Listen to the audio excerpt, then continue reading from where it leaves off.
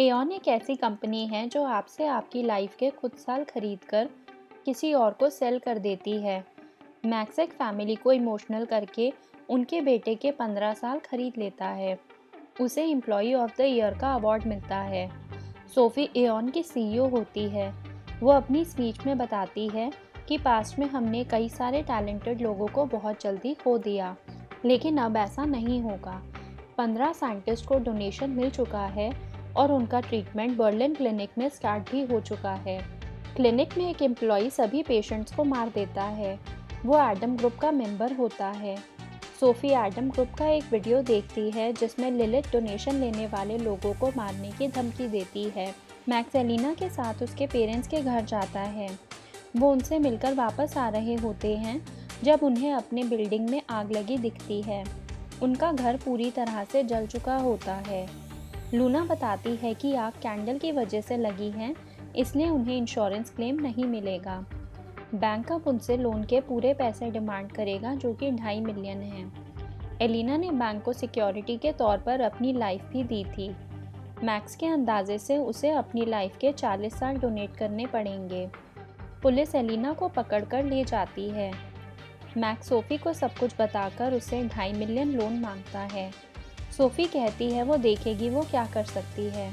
Luna बताती है कि उसने सोफी से कई बार बात करने की कोशिश करी है, लेकिन वो कुछ रिस्पॉन्स नहीं दे रहे। मैक्स एलिना से मिलने जाता है। उसे पता चलता है कि 2 घंटे में उसका ऑपरेशन स्टार्ट हो जाएगा। कोर्ट के फैसले के हिसाब से एलिना को अपनी लाइफ के 38 साल डोनेट करने होंगे। डोनेशन प्रोसेस स्टार्ट हो जाता है।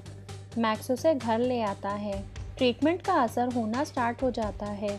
एरिका मैक्स को बताती है कि उसे प्रमोशन मिल गया है, पर मैक्स अब एऑन के साथ काम नहीं करना चाहता। वो सोफी से बात करने की कोशिश करता है, लेकिन वो उससे बात नहीं करती। एलिना की लाइफ के 38 साल अब पूरी तरह जा चुके होते हैं। मैक्स उसे संभालने की कोशिश करता है, लेकिन वो उसे खुद से दूर जाने को कहती है। एलिना प्रेग्नेंट थी और डोनेशन की वजह से उसका मिसकैरेज हो जाता है। वो अपने पेरेंट्स के घर आ जाती है और मैक्स को खुद से अलग होने के लिए कहती है। मैक्स उसे कहता है कि ये सब ठीक हो सकता है और वो जानता है कि डोनर कौन है। वो एक लड़की से मिलता है जिसने लाइफ डोनेशन ट्रीटमेंट करवाया हुआ है। वो उससे डॉक्टर की डिटेल्स पूछकर वहाँ एलिना के लिए बुकिंग कर देता है। मैक्स एलिना और अपना नकली पासपोर्ट बनवाता है और अपने लिए गन भी अरेंज करता है। मैक्स सोफी का पीछा करता है और उसे किडनैप कर लेता है। फिर वो एलिना से मिलने आता है। वो उसे बताता है कि उसका लाइफ डोनेशन सोफी ने लिया है। सोफी को किडनैप करने का सारा नाम मैक्स एडम ग्रुप पर लगा देता है, लेकिन नोवाक को मैक्स के बारे में पता चल जाता है। एलिना मैक्स को ऐसा करने से मना करती है, लेकिन वो नहीं मानता। काया नोवाक और अपनी टीम के साथ मैक्स की लोकेशन पर पहुंच जाते हैं, पर तब तक वो वहां से जा चुके होते हैं। काया उन्हें ढूंढने की कोशिश करती है। नोवाक काया को बताता है कि मैक्स एलिना को डोनेशन के लिए मिलने गया था, लेकिन उसे उससे प्यार हो गया और दोनों ने शादी कर ली। नोवाक को वो मिल जाते हैं। लिथुएनिया के पोर्ट पर पुलिस उनका इंतज़ार कर रही होती है। मैक्स एक बच्चे को गन पॉइंट पर रखकर उसके पेरेंट्स को ब्लैकमेल करता है।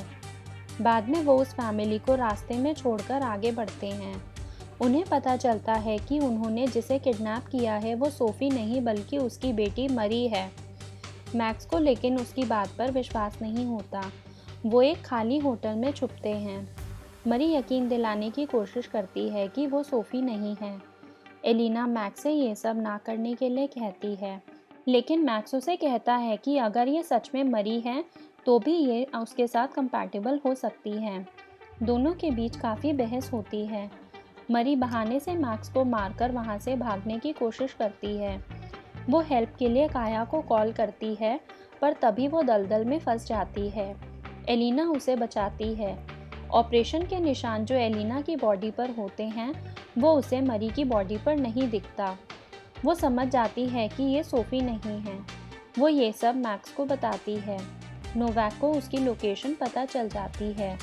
एडम ग्रुप के लोग उन तक पहुंच जाते हैं। लिलिथ मैक्स को बताती है कि ये मरी थाइसन है। वो उन्हें अपने साथ ले जाते हैं। लिलिथ मैक्स को सारी बात बताती है कि कैसे सोफ़ी ने उनके घर पर आग लगवाकर उन्हें इस सिचुएशन में फंसा दिया। उन्हें इन्फॉर्मेशन मिलती है कि सोफ़ी खुद मरी को लेने आने वाली है। मैक्स को उससे अकेले बात करने के लिए कहते हैं ताकि एडम ग्रुप सोफ़ी को किडनैप कर सके। मैक्स सोफ़ी से बात करने के लिए कहता है। सोफ़ी मैक्स से मरी को छोड़ने के लिए कहती है और एलिना के दिए हुए डोनेशन के लिए 10 मिलियन पे करने को कहती है, लेकिन मैक्स उससे एलिना के 40 साल ही वापस मांगता है। काया को शक हो जाता है कि ये सब एक जाल है। नोवाक मैक्स को मारने की बजाय सोफ़ी को मारने की कोशिश करता है, लेकिन काया उसे मार देती है। सोफ़ी को भी गोली लग जाती है।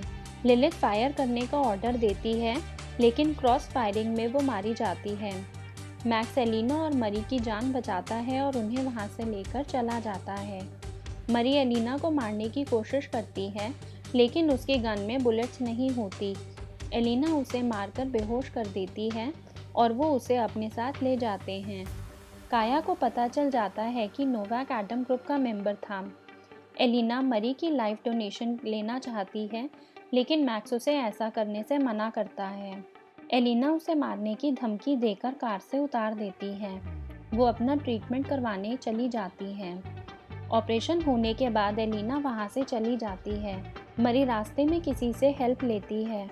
मैक्स लिथुएनिया के रिफ्यूजी कैंप पहुँच जाता है। मरी सोफ़ी तक पहुँच जाती है।